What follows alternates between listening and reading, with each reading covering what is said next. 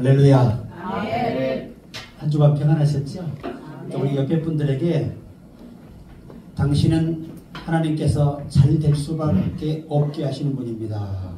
잘 될 수밖에 없게 하시는 하나님이십니다. 아멘. 항상 긍정적인 사람만이 기적을 창출합니다. 하나님이 인간이 타락한 이후에 인간이 살아가는 생활 경영 방법을 우리 알려주신 게 있습니다. 그게 뭐냐면 농업과 목축업입니다. 왜냐하면 농업은 남에게 피해를 주지 않아요. 자기가 열심히 일하면 먹고 사는데 문제없습니다. 그러니까 하나님은 인간에게 내리실 경영 방법이 가장 선하셨던 거예요. 인간들이 이 악한 경영, 사탄에 속아서 악한 경영으로 자꾸 바꾸어 가다 보니까 범죄가 일어나고 사건들이 벌어지는 거죠. 양도 열심히 길러서 계속해서 생육하면 부자가 될 수 있어요. 이게 하나님이 인간에 내리신 삶의 방법이었어요. 그런데 이것들이 이제 왜곡되고 마귀에 의해서 왜곡된 겁니다. 전부 다. 우리 기업은 남에게 피해도 주지 않고 우리 모든 소비자에게 유익을 주고 좀 고개라도 끄덕거리시고 어떻게 잠은 잘 못 주무시고 오셨어요. 그래서 우리가 살아갈 수가 있는 겁니다. 그리고 두 번째는 좀 자신에게 미안한 삶을 사시기 바래요. 자식들에게 몸 아끼지 않고 부셔져라 일해서 애들 키우고 남편 뒷바라지하고 또 여러 삶에서 애환이 많지 않습니까? 이제는 자기 자신의 몸에 대해서 미안함을 가져야 돼요. 그래야 건강이 챙겨집니다. 이제는 자기 건강이 우선이에요. 자식도 하나님께 다 맡기세요. 하나님이 기르세요. 뭐 나눠주려고 하지 말고 다 쓰고 장례비만 딱 남겨놓고 가시라는 거예요. 정말이에요. 정말. 예, 인생은 그렇게 허무한 것입니다. 그래서 기한이 짧은 인생 하나님이 여러분에게 주실 때는 그 주신 거 가지고 거룩하게 살다 오라고 하는 거지, 나는 못 먹고 못 쓰고 안 쓰고 그냥 병들어 죽고 자식만 대박나게 하는데 그 자식은 성공 못해요. 하나님이 주신 분복은요 하나님만이 지키도록 해주시는데 자식에게 많은 재산 준다고 부자로 사는 거 아닙니다.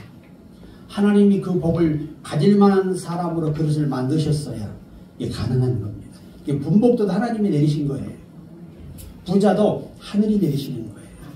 우리가 그 주인공들입니다. 왜냐하면 그리스도 안에서 우리는 쓸 것을 주시고 주께서 가난하게 되시면 부욕해 하는 늘 감사하세요. 한 번 더 인사하는데 하나님 보시기에 바라보기도 아까우신 분입니다.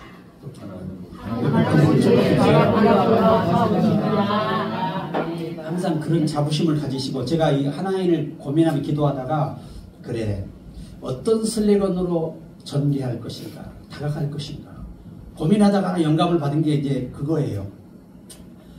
내 자신에게 미안한 삶을 살자. 남은 삶은 내 자신의 몸에 미안해야 돼요. 좀 긍정이 되시나요? 네. 예, 꼭 그렇게 사셔야 돼요. 저도 그래서 앞으로 내 몸에 투자를 확 하려고 이 딜리버런스를 열심히 해요. 너무 감사한 게 전부 다 잠을 주무신다는 거예요. 그 기도문은요 성경은 말합니다. 얻지 못하면 구하지 아니하니. 이거 아주 그냥 시간만 있으면 읽으면서 아멘 하시고 기도하시면 하나님은 기적을 일으키세요. 그리고 늘 움직이시면 찬양을 좀 많이 드리세요. 시편 66편 20절에 보면 하나님을 찬송하리로다. 저가 내 기도를 물리치지 아니하시고 내게서 인자를 거두지도 아니하시고. 그래서 다윗은 하루에 7번 찬양을 합니다. 여러분 왕의 직무가 얼마나 바쁜데 하루에 7번 찬양할 때는 그 하나님 찬양할 때 기도가 응답된 걸 자기가 경험한 거예요. 그래서 저는 어제도 오후 예배 시작 전에 한 곡의 작곡을 한 거예요. 내가 사랑한다. 내가 너를 기억한다. 너를 기다리고 있다. 다 준비해놓고 너를 기다리고 있다. 그런 제목이에요. 아무쪼록 우리 자기에게 미안한 생활 지혜로운 생활이에요. 자기 몸에게 좀 미안함을 가지시고 내 몸을 방치 아프게 하고 병들게 하고 또 이로 인해 또 그 사랑했던 내 자식도 남편도요 긴병에 없다니까요. 다 돌아서요. 다 돌아서. 그러니까 열심히 딜리버런스를 먹어가지고 정신을 맡겨야 돼요. 네. 그래도 아멘 한 사람 별로 없어. 난 두 개 더 기적이라고 봐요. 자, 오늘 본문의 말씀에 여러분 요 말씀을 아마 설교를 들으셨어도 뭔 말인지 이해를 잘 못하셨을 거예요. 이걸 펼쳐놓을 만한 분들이 많지 않아요. 교만한 얘기가 아니고 이 내용이 이해가 쉽지 않아. 그런데 진짜 쉬운 건데 공부하지 않으면 이걸 알 수가 없어요. 자, 첫 번째 말씀이 뭐죠? 눈은 눈으로, 이는 이로. 자, 보세요. 율법의 정의가 뭔지 아세요? 전성의 율법의 정의는 남에게 피해도 안 주고 나도 피해를 안 보고. 남을 돕는 게 아니에요. 율법은. 율법은 남에게 피해도 안 주고 나도 피해를 안 보는 게 율법의 정의예요.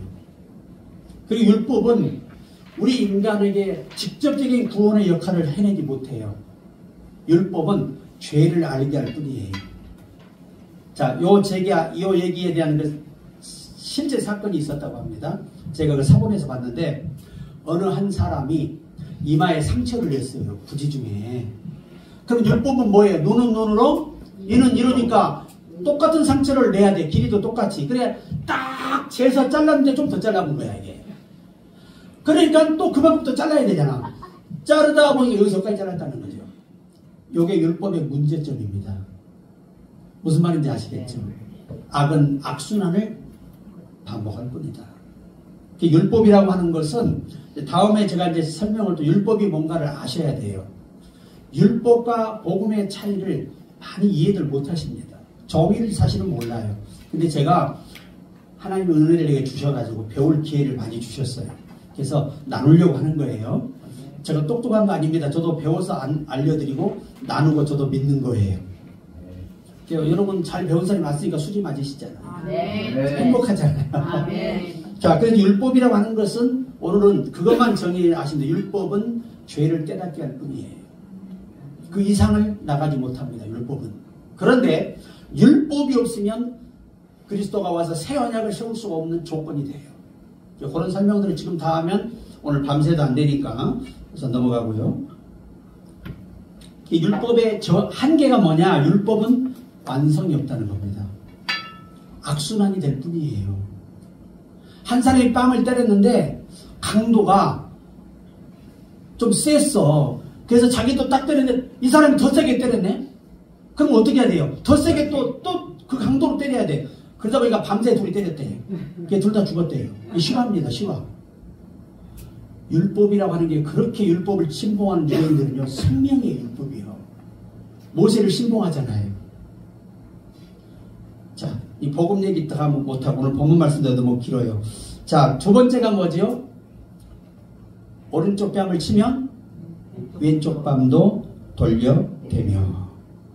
제가 처음에 제가 목사님들이 어려서 만나서 이 질문을 했어요. 이게 정확히 무슨 뜻일까요? 그런데 뭐라고 하는데요? 무조건 믿어.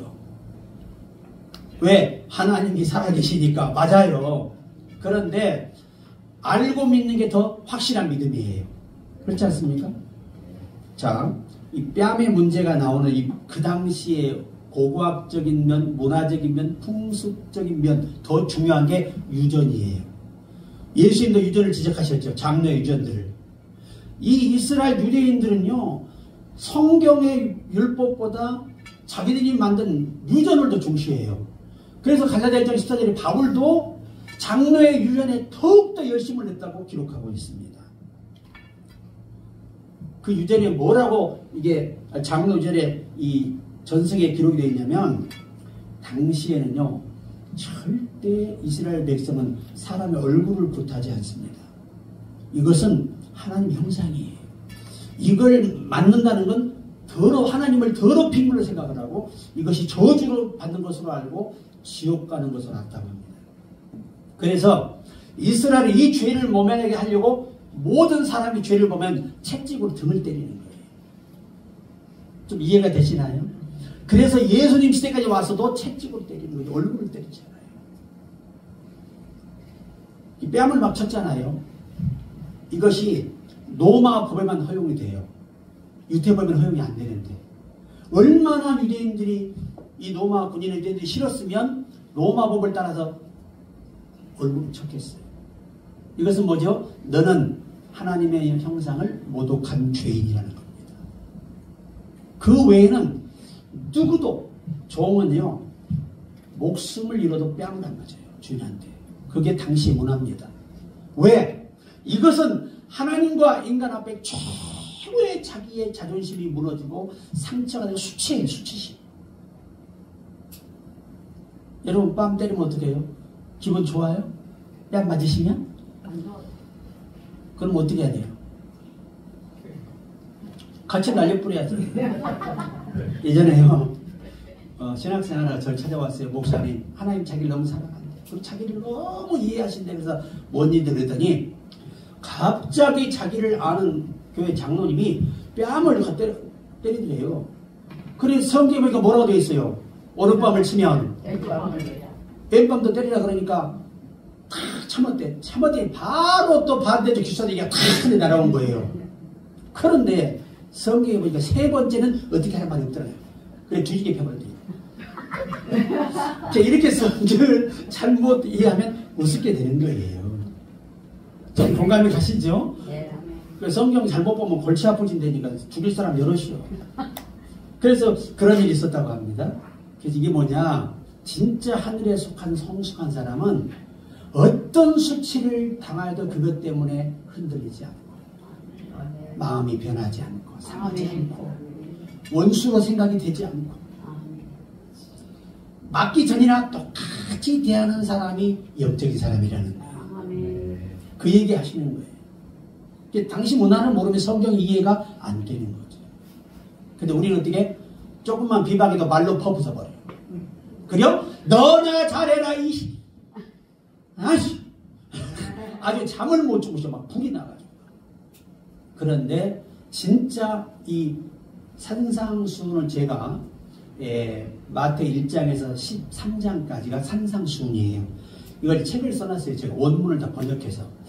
제가 봐서 우리 회장님 부장님 선물 하나 드렸는데 재본을 해야 돼. 책이 다 떨어져서 없어. 하도 사가버려. 이 책이요. 일반 데서는 여러분 그런 말씀을 배울 수 없어요. 현지 가서 연구하고 또 전문 박사들에게 공부하고 또 나도 기도하고 그렇게 완성된 책이에요. 한 절 한 절 쫙 다 번역을 해놨어요. 당시의 문화, 법, 고고 다 첨가해서 귀한 책입니다. 한번 기도해 주셔서 제가 얼른 제본을 해야죠. 아가서는 제가 8장이잖아요. 8년 걸렸습니다. 중동에 직접 갔어. 왜? 우리나라 말로 이해가 안 되는 거예요. 이게 아가서 설교 아무나 할 수 없어요. 앞뒤가 안 맞거든요. 정말 주옥 같은 말씀이 많아요. 정말. 오늘 여러분 어떠한 수치를 당해도 흔들리지 마시기 바랍니다. 그게 영적인 사람이에요. 산상수훈은 우리나라 말로 천국 헌법이에요. 하늘에 속한 사람은 이 수준으로 살아야 한다는 거예요. 그러니까 스테반처럼 그냥 돌로 맞아 죽으면서도 핍박을 받는 사람이 핍박하는 자를 기도하는 것이에요. 이게 바로 이런 신앙이에요. 예수님이 그러셨잖아요. 두 번째, 시간이 저는 많이 쓰질 않는데, 자, 첫 번째 뭐라고 말씀드린 인격적인 문제예요. 인격의 모독을 당하여도 우리나라 언어학적으로 번역하면 어떤 모독을 당해도 그것이 상처가 되지 않고 그것 때문에 마음이 흔들리지 않고 끝까지 그를 변함없이 나를 핍박하기 전처럼 사랑해 줄 수 있는 사람, 이 사람을 예수는 원하시는 거예요. 두 번째, 속옷을 갖고자 하는 자에게 뭐까지 줘요? 겉옷까지도 가지게 하며 그래요. 야, 저는 이 말씀이 너무 어려워가지고 도저히 제가 이 공부할 때가 이해가 안 되는 거예요. 수많은 이 책들을 써놓은 걸 제가 봤거든요. 근데 이 본문의 원론과 전혀 다른 면으로 번역이, 제가 한 10몇 권을 찾아봤어요. 근데 다 번역이 달라요. 이 원문 번역과 달라요. 그래서 이게 참 우리나라의 성경의 문제점들, 설명의 문제가 좀 크다. 성경은 잘 돼 있는데 해석하는 사람 해석의 문제가 많다는 거예요. 그래서 이단되는 거 아니겠어요? 성경 똑같은 본문 가지고 이상한 측면을 봐가지고 잘못하면 이단이 되는 거예요. 자, 당시 유대인들은요, 절대 몸을 드러내야 안 드러내요. 몸을 드러내는 건요, 이건 저주예요, 저주. 그리고 몸을 드러내다 걸리면 어떻게 되죠? 돌에 맞아서 그 자리에서 죽습니다. 이 문화의 배경을 아셔야 이해가 되는데, 여러분, 요 문제가 뭘 의미하냐면 두 번째는 헌신의 문제예요. 사명 감당의 문제를 이렇게 묘사하신 거예요. 자, 보세요. 속옷을 벗어버리면 어떻게 돼요? 우리 모습이 어떻게 되는 거죠? 아름다운 누드가 되겠죠? 남들이 상처받아요. 안 이뻐서. 나이가 들면 이쁜 게 하나도 없어요. 하나도 없어요. 그런데 오늘 본문의 핵심은 헌신의 문제를 다루는 이 비유법이에요. 예수께서. 자, 보세요. 자, 예를 들어 우리 집사님이 결혼 반지를 너무 은혜를 받다 보니까 바쳐버렸어요. 나중에 남편이 그걸 알면 어떻게 돼요? 기분 좋아요? 무지무지한 대가를 지불해야 돼요. 여러분, 세상에 반지 팔았다고 이혼한 부부도 허다해요. 그 수모와 그 모든 잔소리와 핍박을 다 들어야 돼요. 이게 속옷을 벗은 것과 같다는 얘기예요. 좀 이해가 좀 되세요? 여러분, 마리아가 향유를 깨뜨려서 예수께 부었습니다. 그때 유다가 뭐라고 합니까? 돈을 내며 300데나리, 오늘 같으면 3천만 원 정도 되는 돈입니다. 이 돈을 그걸 허비하는 게 아니라 가난한 사람을 도와줬다면 얼마나 좋겠냐 이거죠. 예수님 하신 말씀이 가만두라, 괴롭히지 마라. 이는 나의 장래를 위하여 사는 것이다. 여러분, 일반 사람들은 그에게 수많은 돌을 던졌다고 합니다. 당시에도. 미쳤다. 저게 제정신이 아니다. 왜? 여러분, 우리가 아시겠지만 성경 역사의 그 근거를 보시면 여러분, 그 집이 잘 사는 집입니까? 나사로나 마르다의 집이 잘 살아요? 못 살아요. 당시 전해오는 그 역사적인 근거에 의해 보더라도 정말 가난하고 하루하루 벌어서 먹고 살 정도로 힘겨운 삶을 살았던 집이 나사로인데, 베다니에 예수님은 힘들 때마다 그 집을 가시는 거예요. 아니, 부자도 얼마나 많은데 꼭 부담을 주러 가시냐니까. 그랬기 때문에 나사로가 죽었다 살아나는 영광을 얻은 거예요. 힘이 든 거 아시면서도 그 역사를 준비하셨기 때문에 그들의 선행을 기대하셨던 것이지요. 왜? 심어야 거두게 하시니까요.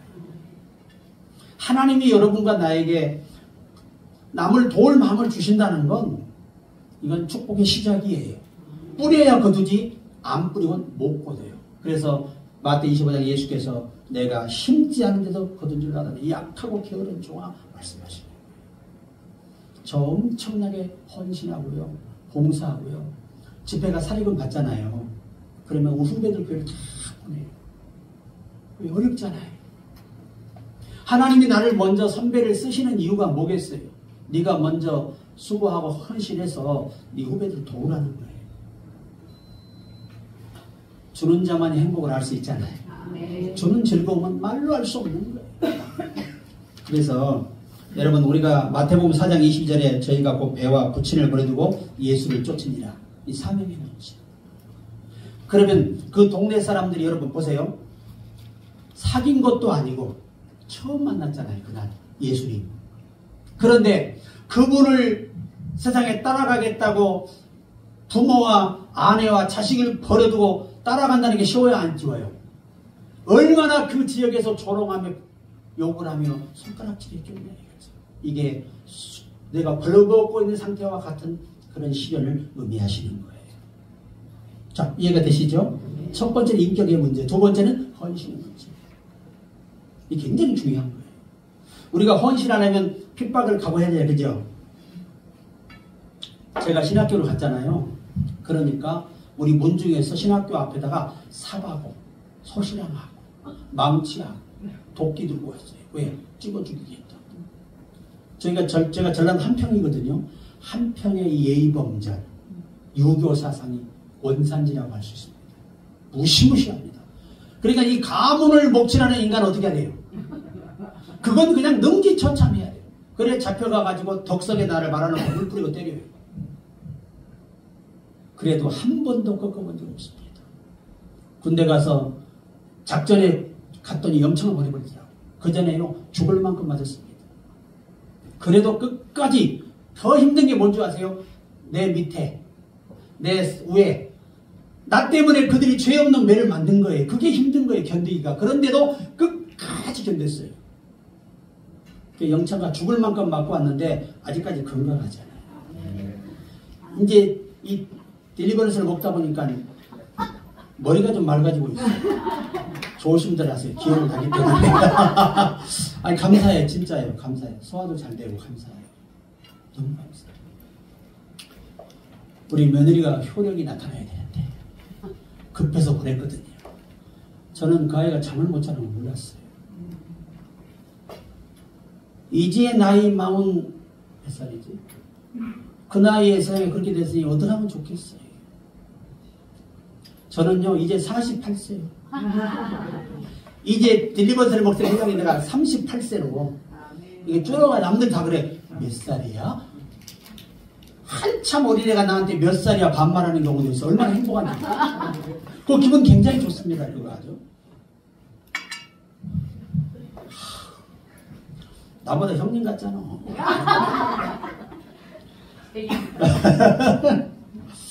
우리가 이 속옷의 문제가 그런 의미를 부여하기 위해서 히브리인들이 이 벌거벗으면 뭐지요? 바로 돌로 맞아서 죽는 거예요. 그러니까 이러한 어떠한 고난도 감내할 수 있는 사람만이 헌신할 수 있다. 그 얘기 하시는 거예요. 쉽지요? 이렇게 해도 못 알아들으면 우리 다 같이 한가로 가야 돼요.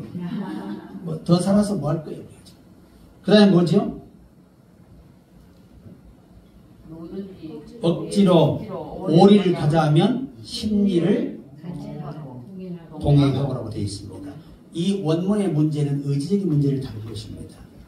내 의지와 상관없이 하나님의 명령에 순종할 수 있는 사람이 영적인 사람이라는 거죠. 이게 진짜 그러니까 여러분 어느 아버지가 자기 아들을 제물로 바치고 싶겠어요. 그런데 하나님의 명령에 즉시 순종하는 걸 보세요. 하나님 제물로 바치라 그러니까 그냥 과감하게 칼을 들어서 목을 탁 잘라. 옛날에 여러분 구약에 아시지만 구약에도요 번제물을 자를 때 목을 먼저 잘랐습니다. 자식의 목을 자르는 거예요. 두동강 자르고 손목 팔목 자르 갈라서 창자 끄집어내서 태우는 거예요. 요 창자 이런 지저분한 거는 요 제단 밖에다가 항상 태우고 제일 좋은 부위만 이 제단에 드렸던 거예요. 그래서 항상 여러분 보시면 성막에도 이 제물이 번제대로 올라가는 건 좋은 부위만, 나쁜 부위는 다 성막 밖에다가 태웠어요. 그래서 예수님이 영문 밖에서 십자가에 달리신 거예요. 좀 이해가 되시나요? 구약의 모든 그림이 신약의 실제입니다. 그게 그대로 이루어져야 되는 거예요. 그래서 예수님은 예루살렘 성 밖에서 골고다의 십자가에 달리신 거예요. 다 그 예표가 전부 구약에 나와 있는 거예요. 다 검증하죠. 예수님 4번 검증 받으셨잖아요. 그래서 십자가에 달리신 거예요. 구약을 모르면 뭘 몰라요? 신약을 정확히 이해할 수 없는 거예요. 이제 다음에 그런 얘기도 하고 오늘 이거 중요하니까. 자, 그래서 우리가 의지적인 문제가 굉장히 중요해요. 아브라함처럼 자기 의지를 포기하지 않고는 하나님 의지를 따를 수 없잖아요. 그래서 네가 이제야 네 자식까지 죽일 수 있는 정도의 순종을 하는 너라면 나를 경외하는 자가 맞다는 겁니다. 그래서 in holy fear, 내 안에 거룩한 부담감, 이게 경외라는 거예요. 이걸 히브리어로 교리서에 번역하면 거절할 수 없는 믿음, 거절할 수 없는 충성심. 그러니까 여러분 우리가 아시겠지만 입다가 얼마나 대단합니까? 자기 딸을 하나님께 약속하고 드려버리잖아요. 자기가 목을 잘랐어. 자기 딸. 이게 뭐예요? 억지로 오리를 가게 해도 심리를 동행하는 사람이에요. 그러니까 인간은 진짜 깊어져야 자기 꿈이 없어요. 오직 주님의 꿈을 받아서 그걸 내 꿈이라고 실천하는 겁니다. 의지적인 신앙의 문제가 우리에게 심각한 거예요. 어떤 목사님을 제가 이제 70세 안수를 해서, 그때 70세 은퇴잖아요. 딱 1년 남아서 안수를 받는 거예요. 공부해서. 왜냐? 젊어서 그렇게 불순종하고 죽을 만큼 어려움 당하고 나중에 이제 암까지 와가지고 마지막 기로에서 순종을 했대요. 왜? 내가 오늘 죽으면 주님 만날 수 있는가. 이 말씀이 그렇게 두렵더라는 거예요. 그래가지고 이분이 세상에 신학을 목사 안수 왔는데, 목사 안수 들어와서 기도할 때부터 우는 거예요. 끝날 때까지. 그가 한 마지막 메시지입니다. 이럴 줄 알았으면 일찍 순종할 것을. 이럴 줄 알았어요. 그래 제가 하는 말이, 목사님 잘 죽으십시오 그랬어요. 이 죽으라는 말이 진짜 죽으라는 말이 아니고 당신을 죽이라는 거예요. 그래야 내 속에 예수가 사시잖아요. 그 얘기였어요. 저는 우리 후배 목사님들 안수할 때 두 마디 안 해요. 잘 죽으십시오. 오늘 여러분도 잘 죽으시기 바랍니다. 내가 죽어야 가정이 편해요. 우리 장로님 아셨지요? 우리 권사님을 업고 다녀야 돼요. 남자들은 업고 다니셔야 돼요. 그 한 남자 사랑해서 시부모 비유 다 맞춰. 그 고통은요 말할 수 없어요. 저도 인제 철 들어가고 있어요. 너무 슬퍼하지 마시고. 제가 이 공원에서 전 운동을 좀 많이 하거든요. 이게 다리가 튼튼하게 서 있지. 그러면 달달 떨려 내려가는 다리가 좀 있으면. 그런데 할머니 할아버지가 손을 잡고 가세요. 그래서 내가 어떻게 대하나 보고 싶어서 뒤를 따라갔어요. 천천히 따라갔더니 할아버지가 할멈 나고 사는 게 힘들었지 그래요. 그러니까 알면 됐어. 할머니가 그러시 미안해. 내가 철 들고 보니 당신한테 제일 미안하네. 그래서 할머니가 괜히 눈물 나게 하지 마라. 그런다고 변하는 거 아니오? 그러시면서 두 분이 대화를 해나가는데 나중에 하는 말이 중요해. 할머니가 그래도 영감이 있으니까 든든하긴 하네. 지팡이가 돼서. 다른 데는 쓸모없고 지팡이가 필요하대. 왜? 다리가 부실하니까. 이게 할아버지 손잡고 가야 지팡이잖아 이게. 그게 더 좋다는 거예요. 제가 두 분을 손잡고 기도해야 돼서 하나님, 인생이 어땠든 이분들을 통해 하나님이 하실 일 충분히 하셨사오니 예수 믿고 구원받게 하시고 오래오래 건강하게 장수하게 사시다가 주님 만나게 하옵소서. 근데 여러분 기도를 하실 때 두 분이 한꺼번에 가도록 기도하세요. 자식들 번거롭게 하지 말고 그냥 한꺼번에 가버려. 한 달에. 신민동 있잖아요. 제가 임만회 그 집회를 갔었거든요.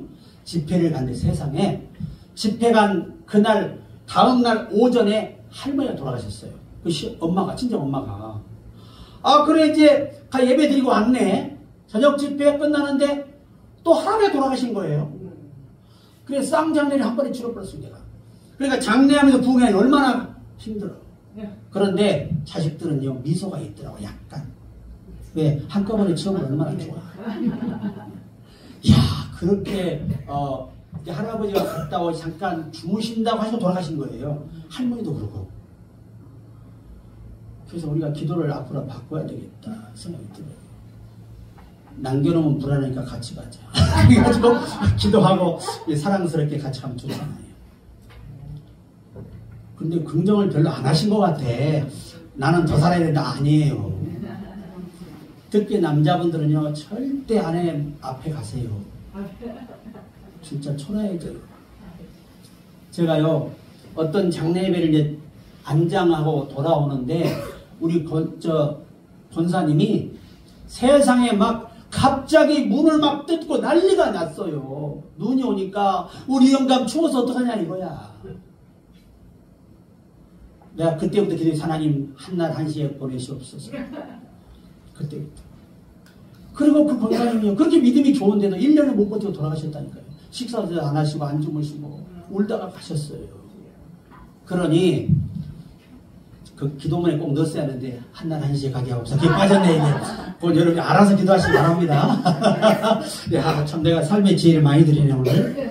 그래서 여러분 우리가 인격적인 문제, 헌신적인 문제, 의지적인 문제, 우리 의지가 완전히 그분께 굴복될 때 여러분은 주께 우리의 목자가 되시는 거예요. 양은 절대 대적하는 법이 없잖아요. 싸울 줄도 모르잖아요. 공격할 줄도 모르잖아요. 목자 없으면 안 돼요. 못 일어서요. 죽어요 그냥. 우리가 다윗이 거기서 원리를 배웠어요. 나는 아버지 앞에 누가 돼야 된다? 왕이 아니고 양이 돼야 된다. 그러면 목자가 알아서 다 하신다. 병들면 고쳐줘. 양들은 소화를 스스로 못해요. 먹긴 먹는데. 그래서 이 소화도 이 대세김으로 하잖아요. 다 안 돼요. 그래서 목자가 딱 배 터지게 먹고 나면 양들은 절제를 못해 막 먹어요. 우리하고 똑같아. 그래서 막 먹으면 요 양을 오르막길로 밀어붙여요. 그래 한 번 쫙 갖다 대면 두 번만 하면 소화가 대충 돼. 나머지는 이 책임질로 소화를 합니다. 우리가요 어떤 어려움도 어떤 메시지도 성령이 도와주셔야 소화가 됩니다. 이게 소화가 돼야 건강하다, 이해가 돼야 은혜가 되고 능력이 되는 거예요. 하나만으로 마치겠습니다. 오늘 제가 설교를 짧게 하다 보니까 그래요. 너무 짧으니까 문제야. 항상 내게 구하는 자에게, 꾸고자 하는 자에게 거절하지 마요. 이 말씀 때문에요 많이 오해들 하시고 이걸로 막 협박하는 사람도 있어요. 저한테 와가지고. 예전에 목사님 한 분이 그때 할렐루야 기도원이 이단으로 낙이 찍히면서 그 원장한테 쫓겨났어요. 거기는요 하루 사이에 나가야 다침 드러내버려요. 오갈 데가 없는 거야. 날 찾아왔어요. 목사님 살려주세요. 그래서 난 예수가 아니에요. 못 살려요. 그랬더니 올라갔으면 도와주세요. 난 예수가 아니라 못 도와줘. 뭐예요? 그랬더니 방학하면 얻어달라는 거예요. 그때는 300만 원이면 방학 가는데 두 개짜리 얻었거든요. 이때는. 그래서 300을 해줬어요. 그 다음 일주일에 또 왔어요. 사모님이 목사님 나 좀 살려주세요. 나는 못 살린다니까 예수가 아니라. 그럼 목사님 도와주세요. 뭐예요? 제가 의료보험료를 못 내서 의료보험이 끊겼어. 이 폐가 나쁜데 치료를 못한다는 거예요. 그래서 의료보험 얼마 밀리냐 그러니까 세상에 10년을 밀려가지고 그때는 몇천 원도 안 되잖아요. 그래서 200만 원을 갚아줬어요. 별일이 다 있습니다. 한 번은 집회 갔다 왔던 포천 집회 갔다 오는데 방학동을 갔는데 어떤 사람이 막 멱살을 잡고 내팽개치고 욕을 먹고 난리 개망신을 당하고 있는 게 그 전체 앞에서 보니까 목사님인데 햇빛도 우리 고향 목사예요. 임대료 안 낸다고 멱살을 잡고 막 그때는 얼마나 사람이 무식해요. 지금은 그럴 수 없죠. 막 갖다 막 밀치고 짐 다 들어가 깨부셔 그러고 있더라고요. 그래서 내가 뭐냐고 그러니까 그 목사님이 임대를 못 낸다고 이렇게 나가라 그러네. 그래서 내 주인한테 당신 일하봐요. 김제 이 양반이 내 그때만 등치가 크고 인상이 좀 내가 더러웠거든. 너네가 덜 뗐어. 당신 일하봐. 내가 안 웃으면 좀 무섭거든. 그래가지고 일하봐. 뭐야? 그랬더니 그런데 기죽으면 안 되거든. 목사는 하늘의 종이잖아요.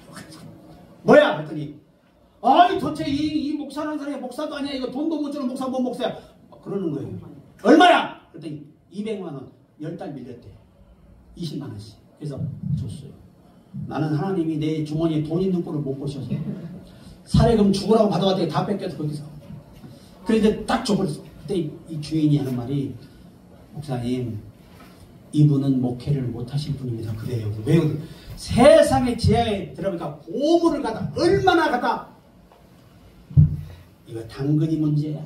그때는 당근도 없었어. 그냥 고물을 수집니다. 교회 안에 그냥 어항이 15개나 있고요. 다 썩은 것이에요.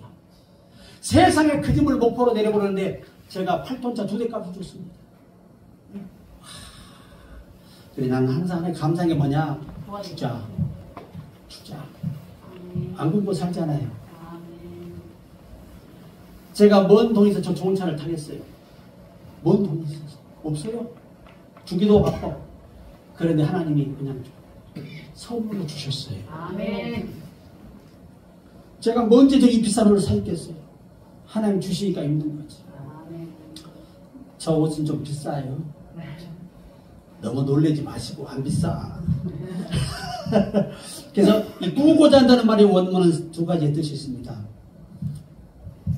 복음의 도움을 청할 때 아끼지 말고 복음을 나눠주라. 이 첫 번째예요. 두 번째는 용서를 구할 때, 이건 원의 정확한 뜻이에요. 용서를 구할 때 무조건 용서하라. 저는 다음에 주기도문에 강의해드리겠지만 주기도문 강해가 여러분이 듣는 그런 내용과는 상당한 의미의 차이가 있습니다. 주기도문은 애우라고 준 게 아니에요. 이것을 응용하여 기도하라고 주신 거예요. 그러나 애우기만 해도 뭐가 돼요? 은혜가 되는 게 주기도문이에요. 네. 그래서 오늘 이 성경은 말입니다. 예수께서는 우리의 용서를 목숨도 버리셨어요. 우리도 형제를 목숨을 버림이 마땅하도다. 이 의미를 두고 있어요. 이걸 잘못해야 뭐예요? 돈 좀 빌려줘. 무조건 빌려줘야 돼. 그게 그런 뜻이 아니란 말이에요. 원문은 탕감의 문제예요. 돈은 항상. 하나님은 구제는 구제, 선교는 선교지 억지로 요구해서 줄 수는 없는 거예요. 여러분이 도움을 청할 때 이것이 합당하다고 하나님으로부터 감동이 오거나 마음이 움직일 때는 알아서 주세요. 저는요, 돈을 절대 받으려고 빌려주지 않아요. 감사는 빌려줄 돈이 없어서 감사한데 왜 괜히 돈 주거나 사람이 있습니다. 사람이 거짓말하는 거 아니거든요. 마귀가 인간의 관계를 끊기 위해서 오해하게 만들고 서운하게 만들고 괘씸하게 만들어요. 그래서 저는 아예 그냥 있는 대로 족벌고 말아요. 우리 친구가 한번 왔어요. 야, 나 500만 빌려. 어디다 쓰려고? 나 개척해야 돼. 하나님께 구해라. 나는 하나님이 아니다. 나는 씁쓸하면 그 얘기를 해. 왜? 입장 곤란해서. 그런데 뭐라고 하더라? 하나님이 너한테 빌려주래. 그래가지고 있는 게 한 180만 원 있다. 다 줬거든. 자, 이걸로 끝. 방금. 그랬더니 이 친구가 하는 말이에요. 너는 참 똑똑한 놈이야. 왜? 있는 거 다 털고 없다면 내가 할 말이 없잖아. 서운하지도 않고. 그래서 오른손에는 왼손이 모르게 하라. 자, 오늘 무슨 뜻일까 이게? 주는 사람이 받는 사람이 주는 사람을 몰라야 돼요. 그 얘기입니다. 왜? 그래야 자유롭잖아. 그죠? 여러분이 용돈을 저한테 줄 때는 어떻게 해야 돼? 모르게. 그래요. 그냥 차에다 던져버려. 먹고 떨어져 버려. 그래야지. 그러면 내가 부담이 돼요. 그래서 저는 우리 교단에도 큰 교회 있을 때 아니 100교회 식사나 10만원 너어디 교회 10만원 누구 목사 10만원 이거요. 하나님 보시기 받는 거 아니에요. 사람을 나타내고 높이는 거 복받지 못합니다. 오히려 복을 잃어요. 주는 사람은 받는 사람을 모르게 하는 것이 가장 그가 자유로운 거예요. 여러분 일단 그렇지 않겠어요? 예수가 그 말씀 하시는 거예요. 자, 결론입니다. 오늘 찬양도 드렸고 두 신학생이 열심히 찬양을 했어요. 아도나이 찬 선교단 단원들인데 앞으로 훌륭한 주의종들이 될 거예요. 저 뒤에 우리 촬영하는 목사님 바로 그 웃음 메이커 김현희 목사. 이따 웃는 모습 보시고 기절하지 마시고. 자, 앞으로 우리 하나님 기업은 꼭 기억하셔야 돼요. 참을 줄 아는 사람. 참지 못하면 하나님 은혜를 다 소멸하거든요. 하나님 역사가 내게서 머물지 않아요. 혈기를 내면 좋지 않아요. 그리고 우리는 헌신할 때 정말 헌신할 어떤 내가 망신을 당하고 어떤 박해를 당하고 비방을 받고 조롱을 받고 고통을 겪더라도 그것을 감수하며 또 흔들리지 않는 사람. 그것은요, 속옷 벗고 나를 드리는 수치와 같은 고통보다 더한 고통들이 많죠, 사실. 그 다음에 의지적인 문제. 내 모든 꿈을 저버리고 주님의 꿈을 향해 달려가는 우리가 되자는 것입니다. 도움을 청할 때 하나님 말씀을 끊임없이 공급해 주시고 용서를 구할 때 용서해 주시는 겁니다. 그럴 때 우리 하나님 우리 이 기업은요, 하나님이 높이 쓰시는 거예요. 제가 이 기도문요, 회장님 이거 시간 많이 걸렸습니다.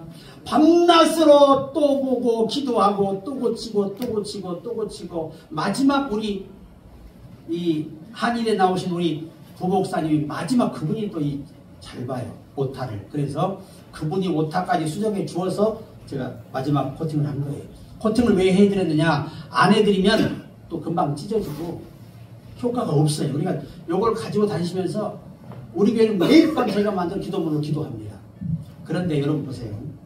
모든 세계 기업이 뛰어난 분들, 그분들은 이 기도를 놓치지 않습니다. 회장님부터 모든 분들이 잠시 화장실에 앉아서도 이걸 보고 기도하는 거예요. 항상 이것은 빼놓지 말고 다른 기도도 하시라는 거예요. 정말 좋은 기도에는요. 제가 항상 그러잖아요. 결혼식에 가도 하나님 오늘 이들 행복하게 해주신 예수님의 이름으로 기도드립니다. 얼마나 아름답습니까? 기도가. 모든 기도가 그래요. 그래서 앞으로 그 기도하실 때 이것만 마칠게요. 대표기도 하시는 분들 하나님을 이래라 저래라 하지 말라는 거예요. 그 기도가 아니에요. 그거는. 우리가 예배의 정의가 뭡니까? 오직 하나님께만 영광을. 근데 기도를 전부 시켜놓으면 대표기도 하시는 분이 전부 다 자기가 원하는 대로 하나님께서 해달라는 거예요. 하나님 뭐 하시냐고 영광 받으시는 게 아니라 지금부터 내 말 잘 들어요. 아버지. 내가 시킨 대로 하시도록 기도하는 거예요. 이거 바람직하지 않아요. 기도 그렇게 하는 거 아닙니다. 배울 게 너무 많죠. 그죠? 이렇게 기도. 하나님 아버지 오늘 이 예배를 준비해 주시고 우리 모두를 성령님을 또 이끌어 주셔서 오늘 뭐 예배 가심을 감사합니다. 오늘 아버지 하나님께 주의 종을 통해서 당신의 생각을 우리에게 알려주시고 모든 당신의 계획을 우리에게 깨우쳐 주옵소서. 우리가 그것을 행하기 위해서 이것을 모였습니다. 이렇게 멋진 기도하면 좋은데 옛날 그 장로님들 삼라만상을 지으시고 무속을 능하시오며 이게 옛날 타이틀이에요. 우리가 기도도 이렇게 잘할 때 은혜가 될 줄로 믿습니다. 하나님 감사합니다. 오늘 말씀을 통해 인격적인 문제, 헌신적인 문제, 의지적인 문제, 또 도움을 청할 때 도움을 주는 이 가장 바람직한 정의를 오늘 우리가 내려보았습니다. 우리가 이렇게 살아갈 수 있는 믿음으로 우리를 성장시켜 주옵시고 성령님 우리 하나님 기업의 모든 우리 사업자들 우리 임력원 직원들 잘 될 수밖에 없는 생각을 쉽게 깨우쳐 주옵소서. 잘 될 수밖에 없는 믿음을 허락해 주옵소서. 잘 될 수밖에 없는 모든 파트너들을 붙여 주옵소서. 전 세계의 어깨를 나란히 할 만한 그런 제품력을 허락하셨어. 이 제품을 다 먹고 구매하는 이마다 하나님이 이것을 도구로 사용하셔서 믿음 없는 저들도 치료받게 하옵시며 체험사례가 속철할 세계에서 구매를 요청하는 뛰어난 기업으로 세우심을 확신합니다. 우리 회장님과 부회장님이야 우리 대표이사님 또 우리 사모님이야 모든 우리 임력원 직원 우리 모든 사업자 여러분에게 하나님 특별한 은혜를 나리소서. 요셉이 가는 곳마다 은혜를 입었던 것처럼 우리가 사업장에 나가서 가는 곳마다 은혜를 입게 하셔서 반드시 100배의 결실이 있게 하옵소서. 감사드리며 예수님의 이름으로 기도드리옵나이다. 아멘. 감사합니다.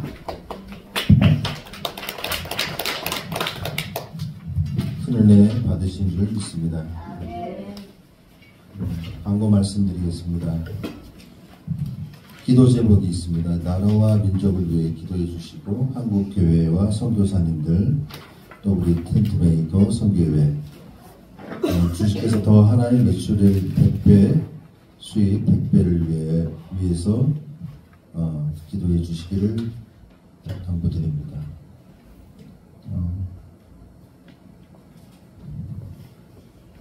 오늘 텐트메이커 선교회 정기 예배 및 주 하나인 겹 예배를 드리게 하여 주신 하나님께 모든 영광을 돌립니다. 그리고 한 가지 여기 써있지 않는데요. 하나님은 우리에게 지상명령인 전도의 사명을 각자에게 주셨어요. 그래서 다음에 이제 나오실 때는 가장 나와 친한 분 아니면 내가 좀 섭섭하게 했던 분이 있다고 하면 오시고 나오시면 그날 점심은 제가 쏘겠습니다. 그래서 다음 주 월요일날 오실 때는 지금 대충 한 11대표 계시는데 30명 그 기도를 저는 할 거니까 손잡고들 꼭 나오시길 당부드립니다. 네, 그래서 대표회장님 이제 축도하심으로 예배를 마치겠습니다. 저도 오늘 전도해왔잖아요, 그죠? 앞으로 계속 저도 전도해올 거고, 지금 이제 아마 제가 1등을 할 것 같아요. 뭔 말인지 모르시는데, 물밑 작업이 투철한 사람이 좀 돌려주시고, 우리 찬양을 드리고 기쁘게 마치시죠. 옆에 분들에게 당신은 잘 될 수밖에 없는 하나님의 사람입니다. 많이 났습니다. 저는 이 곡을 참 좋아합니다. 우리 모두 이 곡으로 한 주간 힘내십시다.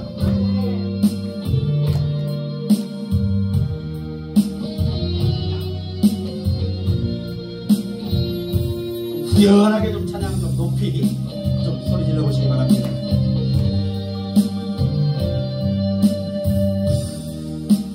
찬양할 때 좀 미소를 띠면서 하시고요. 인상 쓰지 마시고. 왜 나만 겪는 고난이냐고 불만하지 마세요.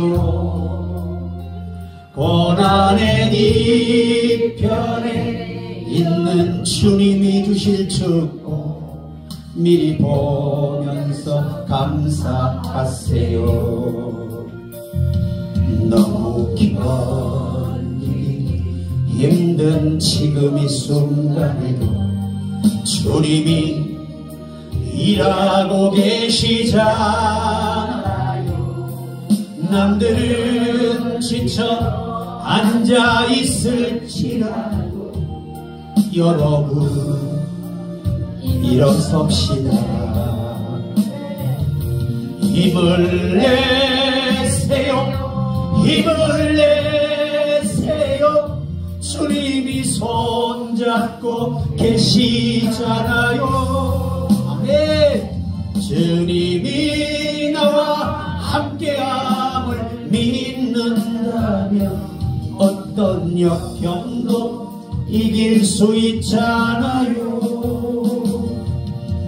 왜 이런 슬픔 찾아왔는지 원망하지 마세요.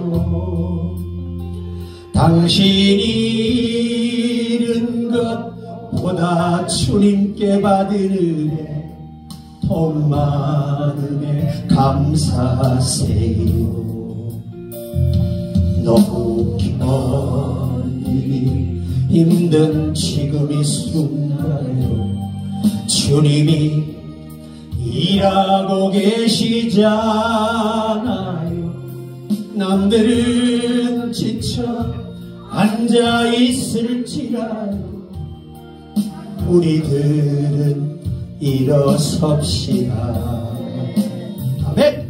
힘을 내세요.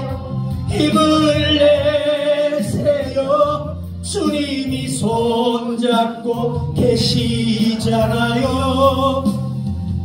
주님이 나와 함께함을 믿는다면 어떤 고난도 견딜 수 있잖아요. 우리 옆 사람 손을 잡고 힘을 내세요. 힘을 내세요. 주님이 손잡고 계시잖아요. 주님이 나와 함께함을 믿는다면 어떤 고난도 견딜 수 있잖아요. 어떤 고난도 견딜 수 있잖아요.